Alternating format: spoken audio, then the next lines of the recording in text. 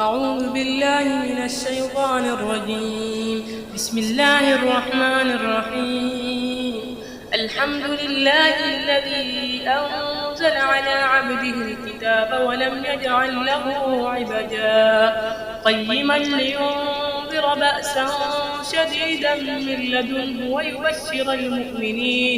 ويبشر المؤمنين الذين يعملون الصالحات أن لهم أجرا حسنا ماكثين فيه أبدا وينذر الذين قالوا اتخذ الله ولدا ما لهم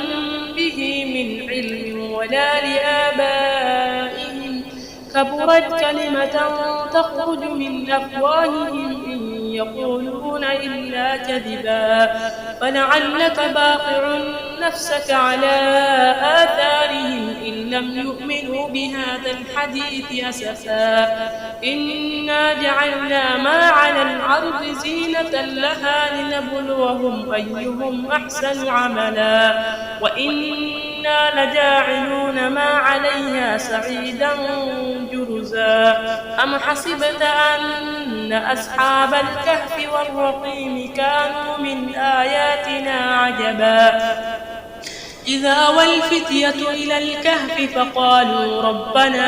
فقالوا ربنا آتنا من لدنك رحمة وهيئ لنا من أمرنا رشدا فضربنا على آذانهم في الكهف سنين عددا ثم بعثناهم لنعلم أي الحزبين أحصى لما لبثوا أمدا.